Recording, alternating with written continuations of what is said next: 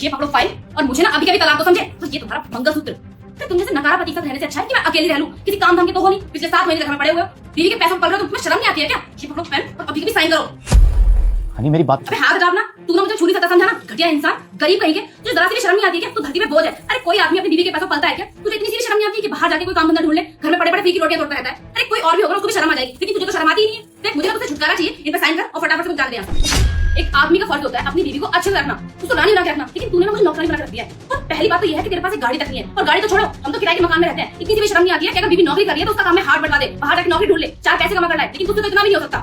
अब बैठे-बैठे मेरी शक्ल क्या देखा है? फटाफट से साइन कर इन पे।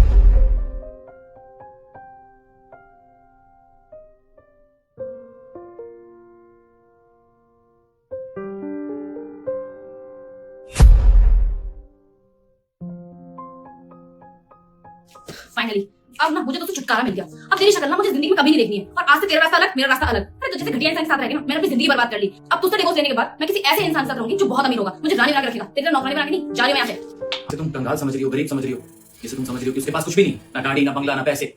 असल में वो कंगाल नहीं, सब कुछ है उसके पास। मतलब क्या मैं को बेटा मैं तुझे आशीर्वाद देती हूँ कि तू फाइनल एग्जाम में पास हो जाएगा और जो भी तेरे मन की इच्छा है वो अवश्य पूरी होगी, क्योंकि यह महीना बहुत लकी है। लेकिन बेटा इसके बदले तुझे भी मेरा एक छोटा सा काम करना होगा। तुझे इस वीडियो को 2 बार पूरी देखकर लाइक सब्सक्राइब करना होगा। अगर तूने कर दिया तो तथास्तु तुम्हारे मन की इच्छा पूरी हो। जी मतलब मैं समझा, ये सब मैंने तुम्हारा लॉयल्टी टेस्ट करने के लिए पिछले 7 महीनों से, जो तुम समझ रही हो ना कि मेरी जॉब नहीं है, मैं कंगाल हूँ, मैं एक नंबर का नल्ला हूँ, मैं कुछ करता नहीं हूँ। असल में ऐसा कुछ भी नहीं, ये सब मैंने ढूंढना चाहा, क्योंकि जब से हमारी शादी हुई है तब से मुझे पता चला कि तुम मेरे दोस्तों के साथ बाहर घूमने का प्लान करती हो, और उनके साथ अभी भी तुम्हारी दोस्ती है, और तुम्हारे तो इनफैक्ट मेल फ्रेंड्स भी,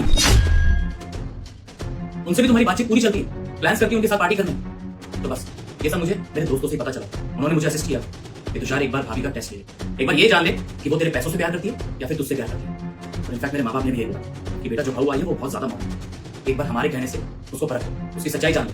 और देखो ना, जब मैंने तुम्हारा लॉयल्टी टेस्ट किया, सारी सच्चाई तुम्हारी सामने आ गई। देखो तुषार, और ये सब जो भी मैंने अभी तुमसे बोला ना वो सब एक मजाक था। तुम तो जानती हो ना कि मुझे मजाक करने की कितनी ज्यादा आदत है। मजाक कर रही थी, और ये पेपर ये तो अगली है ना, फाड़ फेंक दूंगी, हमारा कोई नहीं, अभी भी हमारे साथ में है। मुझे प्लीज माफ कर दो। कमाल है ना बेटा, तुम्हारी सारी सच्चाई सामने आने के बावजूद भी तुम मेरे सामने ये नाटक कर रही हो। अब तुम इन पेपर्स को फाड़ के फेंको, जलाओ, मुझे उससे कोई फर्क नहीं पड़ता। डाइवोर्स तो हमारा होके रहे, तुमने जो करना था तुम कर चुकी हो, और ये सच्चाई सामने आने के बाद मैं रेस्ट नहीं लूंगा। तुम जाओ यहाँ से। देखो तुम जानते हो ना कि मैं तुमसे कितना ज्यादा प्यार करती हूँ। प्यार करती हूँ मुझसे? अरे और कितना झूठ बोलोगी, शर्म आनी चाहिए तुम्हें। देखो इससे पहले कि मुझसे और गलत हो जाए तुम जा सकती हो, और हाँ मुलाकात होगी कोर्ट में। मैंने कहा जाओ।